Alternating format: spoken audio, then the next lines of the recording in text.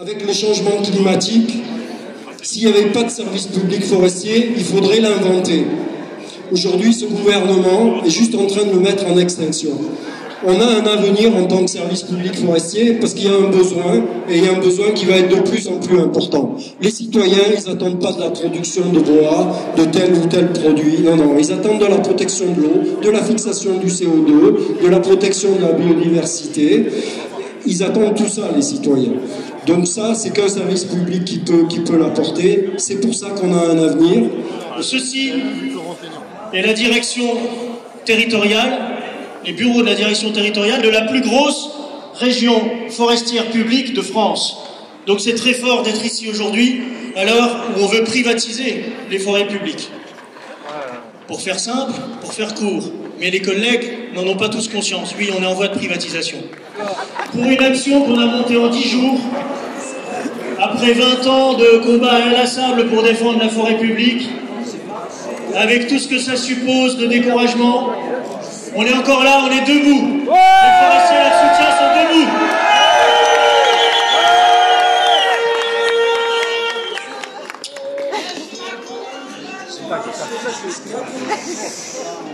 Et effectivement, on est loin d'être seul aujourd'hui.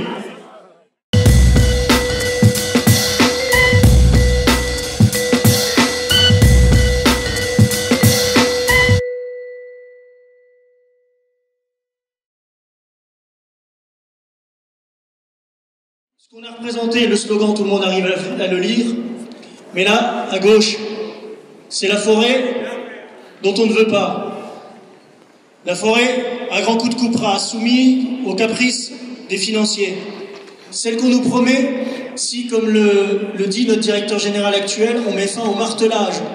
Et si c'est non plus les forestiers, mais les industriels qui choisissent les arbres à couper. Ce système-là, on le connaît dans différents points rouges de la planète ici.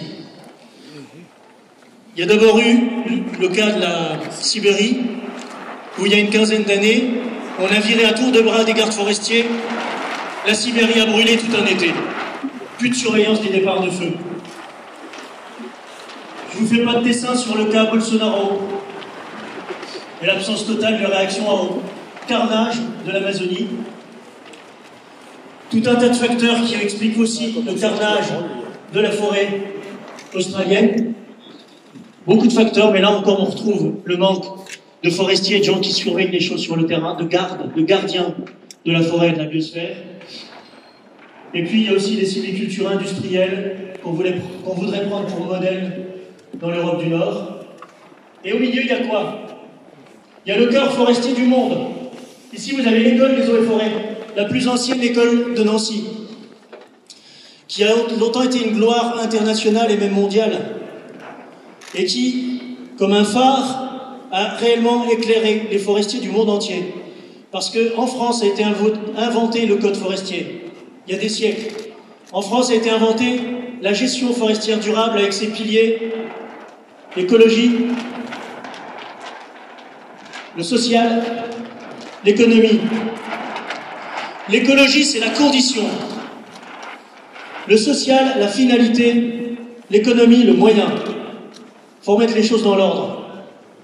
Et donc oui, c'est bien l'école forestière française qui a inspiré le monde entier par son modèle multifonctionnel, avec ses 3 fonctions. Et c'est ça qu'on veut détruire d'un coup de baguette magique. C'est ça que notre gouvernement veut casser. C'est des siècles d'anticipation sur le développement durable. À l'heure où ça brûle partout, la France doit rester le cœur vert, ces forestiers du monde entier. C'est pour ça qu'on est là ici. Il faut que ça se sache. Ça va circuler sur les réseaux sociaux. Il faut monter un énorme mouvement de sensibilisation, toutes et tous, sur ces questions très simples. Et en quoi elles sont simples? Eh bien, si on fait un simple dessin, on comprend. On comprend qu'une forêt rasée, une forêt qui n'a plus ses gardiens, où on n'a plus que des souches et du sol qui dégagent du CO2 dans l'air et qui repousse l'oxygène, au lieu d'avoir une forêt qui libère son oxygène, qui sauve la biodiversité et la vie, eh bien on va à la catastrophe. Et la France est à la croisée des chemins. Soit on porte notre modèle, on le renforce, on y va franchement, on monte à 1 milliard le budget de l'ONF, On multiplie par 2 les crédits publics à la forêt pour toute la forêt publique, les filières courtes, les scieries, etc. Et on sauve la France. Parce que le déficit du bois, c'est le premier déficit commercial de la France, avec la plus belle forêt d'Europe. C'est une honte. Et tout ça pour économiser quelques millions qui sont peanuts dans le budget de l'agriculture, qui sont peanuts dans le budget de l'État. Donc on est légitime à réclamer toujours beaucoup plus de moyens pour la forêt française. Et c'est ce que tous, ici, on doit défendre. On a aussi figuré quelque chose qui nous paraît important. C'est ce logo de l'ONF, avec 2 portes grandes ouvertes. Ce que la direction de l'ONF paye, c'est son repli sur soi. C'est le fait de ne pas s'ouvrir aux citoyens, de ne pas expliquer ce qu'elle fait. Et il y a 2 syndicats sur 3 qui vont s'exprimer ici, la CGT Forêt et le SNUPFEN Solidaire, qui ont fondé, avec des associations, le collectif SOS Forêt. C'est notre façon d'expliquer à la direction qu'elle se trompe en disant « nous sommes les sachants en forêt ».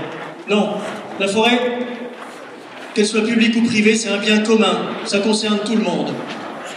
Et ce qu'on veut nous proposer, c'est une OPA sur nos forêts, ONF. Nous, ce qu'on propose, c'est ouvrons nos forêts, ouvrons-nous au public. Et allons chercher tous les gens un par un pour soutenir notre cause. C'est ça qui est important. Donc j'appellerai à me rejoindre au titre de l'intersyndicale de l'ONF successivement, on va dire la CGT Forêt, l'UNSA, SNTF et le SNUPFEN Solidaire. Je vais maintenant m'adresser aux collègues, juste pour vous donner une idée de la situation dans laquelle on est. C'est-à-dire que là, on avait envie de rencontrer notre directeur territorial, quand même un cadre de l'ONF expérimenté qui a l'habitude de gérer une quantité importante de personnel et qui a fui le rassemblement. Il a fui le rassemblement. On avait essayé de le rencontrer il y a 2 semaines en Haute-Marne, petite agence territoriale, 40 collègues étaient venus pour discuter avec lui. Il a fui le rassemblement aussi. Merci. Alors, pour revenir là-dessus, il a fui le rassemblement, c'est un bon cadre de l'ONF, il a eu des consignes. C'est-à-dire que hier, quand on discute avec le directeur des relations sociales, ils ont consigne de ne pas discuter avec nous. On est quand même avec des directeurs qui appellent les représentants du personnel pour savoir ce qui se dit au ministère sur l'ONF. Donc on est sur une direction générale qui, on le voit avec notre nouveau DG, ne connaît rien à l'ONF. On a des cadres qui ne savent pas du tout où est-ce qu'on va. Et ces gens-là fuient les rassemblements. On est dans des situations de crise à l'ONF. La forêt française est en crise, l'Office national des forêts est en crise, on a perdu 400 personnels l'année dernière, ça faut le rappeler, on avait un code qui prévoyait la stabilité de l'emploi à 9600 ETP, on a perdu 400 personnes l'année dernière, on sera moins de 8500 à la fin de l'année. Donc ça, il faut en être conscient, les collègues, c'est qu'on va vers une privatisation, on va vers la déstabilisation de notre établissement et nos directeurs ne nous accompagnent pas, ne nous défendent pas et vont juste appliquer les directives du gouvernement. Et il ne va pas falloir se laisser faire parce que, comme on l'a vu, le problème de l'ONF, c'est un problème de bien commun et de services publics. Le budget de la forêt l'année dernière, la forêt qui représente 30% du territoire pour l'État, c'était à peine 1/1000 du budget de l'État. C'est-à-dire que l'État n'en a rien à foutre de la forêt. L'État n'en a rien à foutre, nos directeurs n'en ont rien à foutre. Il n'y a que nous et les citoyens qui soyons concernés. Alors là, il est très important, les collègues, qu'on se motive, qu'on continue à faire des actions comme ça pour porter le débat sur la place publique et qu'on impose au gouvernement de se préoccuper de la forêt. Et c'est pour ça qu'aujourd'hui on est nombreux, c'est une très belle action, mais à l'avenir, au mois de mars, au mois d'avril, il faudra être encore plus nombreux, parce que maintenant il faut peser au niveau du gouvernement, on a des appuis puissants grâce aux députés et grâce aux citoyens, mais il va aussi falloir qu'on continue à mobiliser dans nos équipes pour que la prochaine fois on soit le triple ou le quadruple et qu'enfin on arrive à gagner la victoire pour l'ONF. Merci à tous. Moi je suis content que les forestiers sortent de la forêt pour, encore une fois, la défendre. Ça fait chaud au cœur de vous voir ici. Et encore une fois, c'est toujours la même histoire. Tous les 5 ans, il y a un contrat État-ONF qui est passé. Et j'ai l'impression qu'on vit toujours les mêmes drames, les mêmes psychodrames dans nos agences, dans nos UT. Un drame pour la forêt, puis un drame pour les personnels. Et ce matin, j'aimerais bien on est là pour justement que ça s'arrête. Et je pense que collectivement, c'est vrai qu'on peut être fier, on est forestier, il y a beaucoup d'intelligence. Il y a cette intelligence qu'on voit au quotidien de la nature, de l'écologie, de tout ce qu'elle nous apporte. Et je me dis, c'est bizarre, c'est comme un immense gâchis à chaque fois de repartir tous les 5 ans sur ces choses-là, alors que ce que disaient les collègues, finalement, c'est simple, l'écologie, le social, l'économie, c'est simple. Et j'ai l'impression qu'à chaque fois, c'est balayé. Alors voilà, je ne m'éternise pas, mais en tout cas, ça fait chaud au cœur que vous soyez là. Et puis on va continuer. Allez, bonne journée à tous. Les syndicats amènent toujours des mauvaises nouvelles. Aujourd'hui, il y a une bonne nouvelle quand même. Et la bonne nouvelle, c'est vous tous ici réunis pour la forêt, pour l'intérêt général, pour les générations futures. C'est la bonne nouvelle du jour, avec les soutiens. On n'est pas seuls, les forestiers. On a nos députés ici présents pour nous soutenir. Donc les noms ont été cités. Mathilde Panot, Caroline Fiat et le député Potier. Mathilde Panot qui anime une commission parlementaire citoyenne pour un projet de loi forêt actuellement, en cours de construction, donc avec différents partis politiques, associations et citoyens. Voilà, donc ça c'est la première bonne nouvelle de la journée, c'est qu'aujourd'hui c'est pas seulement les forestiers, c'est un mouvement citoyen pour la forêt et pour les générations futures. Voilà, aujourd'hui, ce qui nous amène à l'actualité, c'est le projet de loi qui a été validé en Conseil des ministres et qui préconise 2 choses pour l'ONF, c'est-à-dire de recruter des salariés de droit privé sur toutes les missions de l'ONF et la modification de son conseil d'administration. En introduction, on va rappeler que ce n'est pas une opposition fonctionnaire-salarié, cette histoire. Il y a toujours eu les 2 corps à l'ONF. Les fonctionnaires ne sont pas plus compétents dans l'absolu que les salariés. Le sujet, c'est bien celui des missions qui ont été confiées par la loi à l'ONF. Aujourd'hui, pour protéger la forêt, pour résister à toutes ces pressions qui viennent de l'interne comme de l'externe, eh bien, le statut de fonctionnaire, c'est quand même ce qui aide à faire appliquer la loi en toute impartialité, en toute indépendance. Alors que quand on est salarié, la chose va être vite vue, vu que l'ONF, que ce soit avec les communes, que ce soit avec les marchands de bois, que ce soit avec les sociétés de chasse, a des intérêts commerciaux. Les pressions qui existent aujourd'hui sur les fonctionnaires pour ne pas faire appliquer en tout temps et en tout lieu les textes qui protègent l'environnement et qui protègent la forêt, avec des salariés, les choses vont être très claires, la pression va être très forte.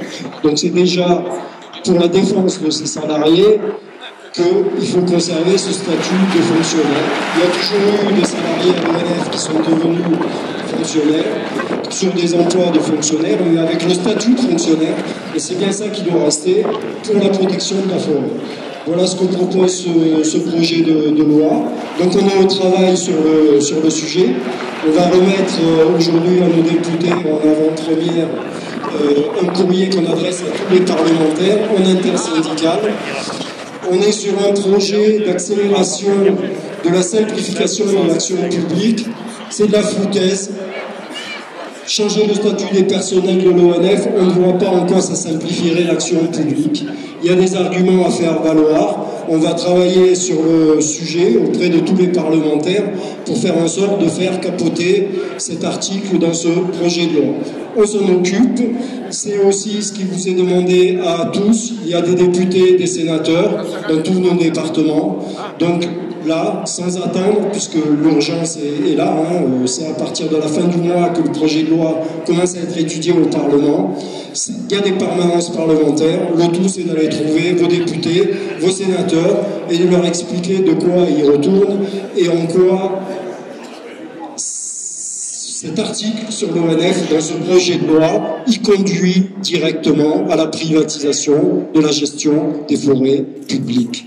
Voilà ce à quoi il va amener, parce qu'il est bien évident que le jour où les fonctionnaires auront été mis en extinction à l'ONF, il n'y aura plus aucune raison pour que la gestion des forêts publiques ne soit pas mise en concurrence. Aujourd'hui, on essaye de mener une gestion multifonctionnelle, économique, environnement, sociale. Il est bien évident que ça, seul le service public peut le faire et que ce n'est pas des entreprises privées qui pourront le faire. La situation aujourd'hui, c'est que notre établissement n'a plus de modèle économique. C'est terminé. L'ONF a caché ses comptes pendant une bonne décennie à coup de vente, à vendre tous les bijoux de famille, que ce soit les bâtiments, que ce soit les plus belles parcelles en forêt. Aujourd'hui, la direction, après avoir menti aux parlementaires, notamment à l'occasion de chaque année de son bilan, est obligée de dire les choses. Et elle les dit, les choses. Comme vous le savez, le siège de l'ONF a été vendu cette année, 43 millions d'euros, une très belle vente foncière. Et quand on a posé la question de savoir si cet argent avait été provisionné pour construire le futur siège de l'ONF, ce qui aurait été la moindre des choses, il nous a été répondu par la direction générale que ces 43 millions d'euros avaient servi à payer nos payes au mois de décembre 2019. Voilà où en est l'Office aujourd'hui. Il n'y a plus de modèle économique. La mission interministérielle qui devait proposer des choses d'un point de vue du modèle économique ne propose rien du tout. Il y avait juste quelque chose sur le casse pension, aucune proposition du gouvernement. Donc la seule chose qui est proposée, c'est toujours pareil, de faire un boulot donné par des gens toujours moins bien payés. Donc mise en extinction des fonctionnaires, salariés à la place, et tout ça mène à la privatisation à court terme de l'ONF. C'est bien ce qui a été annoncé de toute manière, une transformation de l'ONF sur 5 ans. Voilà, donc on travaille et on vous demande à tous d'aller trouver vos députés, vos parlementaires, dans un premier temps, c'est l'urgence, leur expliquer, il faut arriver à faire capoter ce projet de loi. Et après, il y a tout ce qu'on va pouvoir faire collectivement, pour peu qu'on arrive à être un peu plus nombreux qu'on ne l'est aujourd'hui, même si aujourd'hui ça le fait, avec le fantastique travail des équipes lorraines, il va falloir être beaucoup plus nombreux. Bravo à eux. Ça, c'est comme pour la réforme des retraites. Si tout le pays s'arrête de travailler, le soir même, il n'y a plus de réforme des retraites. À l'ONF, il faut que ce soit pareil. Il faut qu'on arrive, dans l'idéal, à bloquer la machine. Je sais, ça a l'air totalement irréaliste. Mais, de toute manière, à partir du moment où ce projet de loi passerait, on a bien compris les conséquences. À court terme, pour tous les personnels, quel que soit leur statut, qu'ils soient fonctionnaires ou salariés, ça va se durcir. Ça va se durcir très fort. Avec une filialisation où on met tous les ouvriers forestiers avec une logique de rentabilité immédiate, les plans sociaux vont pas tarder à traîner. Déjà, pour nos collègues ouvriers, ce qui est annoncé par la direction, c'est de mettre fin au dispositif de retraite anticipée qui permettait à partir de 55 ans d'arrêter de travailler en touchant sa retraite en attendant l'heure de la retraite. Aujourd'hui, on va reprendre ce qui existait auparavant, c'est-à-dire les licenciements pour inaptitude. C'est-à-dire, l'ONF use les bonhommes et les bonnes femmes, et une fois qu'elle les a usés, elle les jette. Voilà ce qui va reprendre à l'ONF pour nos collègues ouvriers, si ces dispositifs-là ne sont pas renouvelés, et aujourd'hui, ce n'est pas dans l'intention de la direction. Pour les fonctionnaires, pour les droits publics, pour tous les autres, un établissement qui est dans un tel état financier, on peut se douter des conséquences. Les suppressions de postes, on a compris, c'est la litanie, ça continue. On a perdu un emploi sur 2 en 35 ans. On est en voie de disparition physique. Un chiffre, un seul, 2019, 400 suppressions de postes. C'est un emploi sur 20. À ce rythme-là, dans 20 ans, c'est fini. Vu qu'il n'y a pas de nouveau modèle économique, voilà encore on va être soumis au niveau des conditions de travail. Et avec une telle situation financière, je rappelle à tous nos collègues de droit public fonctionnaires qu'une bonne partie de nos rémunérations, c'est des primes. C'est donc un mode de rémunération sur lequel la direction peut jouer. Ce directeur général a été nommé sur un seul critère. Lui, il va arriver à l'équilibre économique. Il va y arriver, coûte que coûte. coûte que coûte pour les forêts, coûte que coûte pour les personnels. Donc il faut qu'on arrive à convaincre les collègues, à convaincre ceux qui peuvent être convaincus, et se mobiliser pour arriver à un moment donné à bloquer cet établissement. Parce que dès qu'on l'aura bloqué, le lendemain, c'est la filière, c'est les communes, c'est tout le monde qui ira au créneau, et on arrivera peut-être à sortir par le haut de tout ça. Ça a l'air irréaliste. Aujourd'hui, on va dire c'est l'étape 1, c'est l'étape 2, après les AG du 31. De toute manière, foutu pour foutu, on a le temps. Alors allons convaincre les collègues, c'est que ça qui pourra nous sortir de l'ornière. Ce pays a besoin d'un service public forestier. Avec le changement climatique, s'il n'y avait pas de service public forestier, il faudrait l'inventer. Aujourd'hui, ce gouvernement est juste en train de le mettre en extinction. On a un avenir en tant que service public forestier parce qu'il y a un besoin, et il y a un besoin qui va être de plus en plus important. Les citoyens, ils n'attendent pas de la production de bois, de tel ou tel produit. Non, non, ils attendent de la protection de l'eau, de la fixation du CO2, de la protection de la biodiversité. Ils attendent tout ça, les citoyens. Donc ça, c'est qu'un service public qui peut l'apporter. C'est pour ça qu'on a un avenir. Et c'est un avenir qu'on va conserver à partir du moment où dans notre quotidien, dans nos pratiques, on continue à protéger la forêt envers et contre tout, contre toutes les pressions. Parce que tant qu'on a une image de protecteur de la forêt, on a un avenir. Le jour où notre image dans le public, ce sera juste celle de coupeur de bois, là, ce coup-ci, c'est terminé. Voilà, donc gardons cette ligne-là, gardons cette éthique, cette déontologie de gestion, et on va conserver un avenir. Parce qu'une bonne fois pour toutes, hardi pour la forêt, pour nos enfants. Merci. Bonjour à toutes et à tous. Donc je suis avec Caroline Fiat, qui est donc députée France Insoumise avec moi. Donc moi je viens en tant que présidente de la commission d'enquête citoyenne qu'on fait sur Forêt Bien Commun, dans lequel il y a différents parlementaires de différentes étiquettes, mais aussi SOS Forêt, donc l'intersyndicale de l'ONF, des associations, des collectifs. Bref, on est nombreux et nombreuses pour dire que nous ne sommes pas condamnés à continuer dans la malforestation française, comme on l'appelle. Et donc, au départ, on a fait un constat, et depuis maintenant 4 mois, on fait des auditions, on se déplace à différents endroits pour rencontrer les forestiers résistants, dont vous êtes aussi, pour montrer que nous ne sommes pas condamnés à avoir un modèle comme il s'est passé dans l'agriculture dans les années 50, où concrètement, ni vous ni moi, on a choisi le modèle d'agriculture qu'il y a aujourd'hui dans notre pays. Et les conséquences de ce modèle d'agriculture, tout le monde les connaît. Ça veut dire un agriculteur qui se suicide tous les jours dans notre pays. Ça veut dire un agriculteur sur 3 qui vit avec moins de 350 € par mois. Ça veut dire l'ensemble de la population française qui est empoisonnée au glyphosate pour faire plaisir au profit de Monsanto.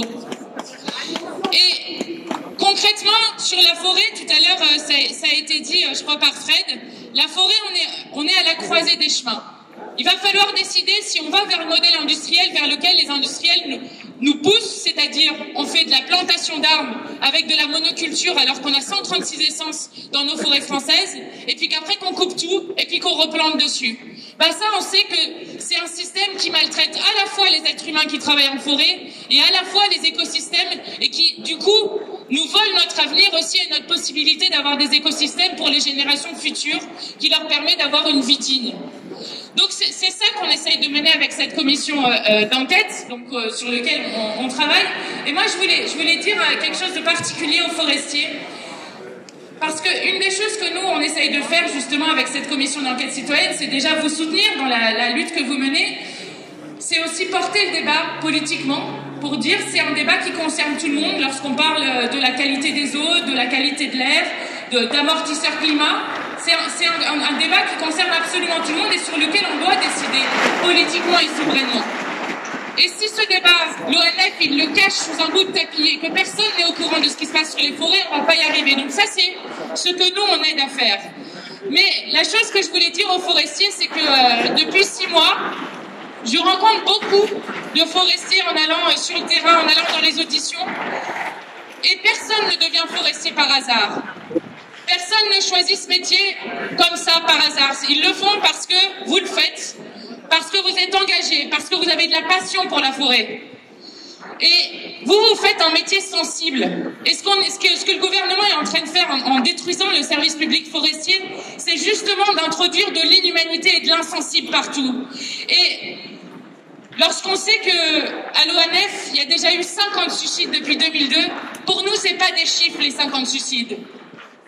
Pour nous, c'est pas des chiffres, c'est des êtres humains qui se sont foutus en l'air parce que justement, on ne leur demande que de respecter l'intérêt économique et d'oublier les deux piliers dont on parlait avant, qui sont le social et l'écologie. Donc nous, on est avec vous. Je voulais aussi dire tout mon soutien et tout le soutien de Caroline Fiette aussi à Eric. Eric qui est un lanceur d'alerte sur une espèce protégée, qui est le sonneur à ventre jaune, si je ne me trompe pas, qui est un lanceur d'alerte aussi sur de la pollution. Et c'est là qu'il faut dénoncer les doubles discours qu'il y a aujourd'hui au niveau gouvernemental et au niveau de l'ONF. Parce que au niveau du gouvernement, encore Macron hier, il était en train de faire son show pour montrer à quel point il allait continuer sur l'écologie devant le Mont Blanc. En fait, c'est ça la réalité. La réalité, c'est qu'en fait, ils sont en train de détruire les forêts, ils sont en train de détruire l'ensemble de nos écosystèmes pour ses amis les plus riches, pour ses amis les transnationales. Et donc Eric a tout mon soutien dans l'acharnement dans lequel dont il fait l'objet par l'ONF, parce que ce n'est pas normal que lorsqu'on lance l'alerte sur des sujets d'intérêt général, on soit ensuite sanctionné, placardisé, qu'on vide son bureau et nous serons à ses côtés pour le défendre. Donc moi je voulais juste vous dire, pour être un peu provocante peut-être pour les gens qui ne sont pas forestiers, tout à l'heure on parlait de la fonction sociale de la forêt. Tout à l'heure on parlait d'ouvrir nos forêts. Concrètement, l'avenir qu'il faut choisir, il faut qu'on choisisse si à l'avenir on veut que nos gosses ils aillent en sortie scolaire avec un forestier qui leur explique ce que c'est la forêt, qui leur fait voir ce que c'est la forêt, ou pas de sortie du tout, parce qu'ils n'auront plus de sortie, après il n'y a plus de fric en même temps, donc, en tout cas ils disent qu'il n'y a plus de fric. Ou alors, et c'est là où je suis un peu provocante, parce qu'ici on est quand même dans une région spéciale, ou alors si vos gosses, vous voulez qu'ils aillent à l'ANDRA, à l'Agence nationale des déchets radioactifs pour visiter CIGEO. C'est ça l'avenir qui nous prépare, c'est ça l'avenir qu'on refuse. Et pour le coup, j'espère que la commission d'enquête citoyenne, elle aidera justement à montrer que non, nous ne sommes pas condamnés à vivre toujours plus mal, que oui, nous pouvons et vous faites déjà autrement. Et amis forestiers résistants, merci de tenir pour nous et on va vous aider de toutes nos forces. Merci à vous et plein de courage. Bonjour à tous, Laurent Vatrin, donc je suis candidat en tête de liste aux élections municipales à Nancy parce que il y a un lien direct entre la biodiversité dont vos collègues ont parlé tout à l'heure à juste titre, la défense de cette vision publique de la forêt qui n'est pas la gestion publique telle qu'on la préfigure aujourd'hui dans les sphères très marquées effectivement par la pression néolibérale. On a vu ça dans l'énergie, on a vu ça dans l'audiovisuel public que je connais un peu. La forêt est un bien commun, c'est le bien commun au niveau international aujourd'hui, au niveau national et au niveau local. On sait que on a toutes nos forces à organiser. ONF, organisons nos forces. Quand on parle de l'école de Nancy, pour vous, mais c'est ici l'école de Nancy, c'est l'origine de la gestion forestière au sens bien compris du terme. Et c'est ici que la biodiversité peut être relancée aussi avec des élus locaux, des futurs élus locaux qui seront là pour soutenir une vision publique, une vision de l'intérêt général et démocratique pour la ressource forestière, pour la ressource du bien commun en général. Merci, continuez le combat. Oui, j'aimerais apporter un petit complément. On est très nombreux d'écologistes, de militants de la France Insoumise, de militants du NPA et d'écologistes au sens large, qui allons coloniser les futurs conseils municipaux, qui allons pouvoir être pour vous un relais énorme de l'action que vous menez depuis très longtemps pour essayer d'amener tous les élus locaux à vos côtés. Le dernier Conseil fédéral d'Europe Écologie Les Verts a voté une motion de soutien et surtout d'engagement pour que tous les futurs élus de toutes les listes citoyennes et écologistes sur lesquelles nous sommes avec nos partenaires des partis de gauche, nous allions dans tous nos conseils municipaux, là où nous serons aux manettes et là où nous serons dans l'opposition, pour que tous ces conseils municipaux apportent leur soutien au mouvement de l'intersyndical des personnels de l'ONF. Ça, c'est un engagement que je prends devant vous. On va faire tout pour que tous les élus municipaux soient avec vous et qu'au sein de la COFOR, il y ait une évolution et qu'on ne lise plus ce qui a pu être écrit au mois de juin l'année dernière dans ce manifeste qu'ils n'ont même pas osé soumettre au vote parce que de toute façon, ils n'auraient pas eu la majorité.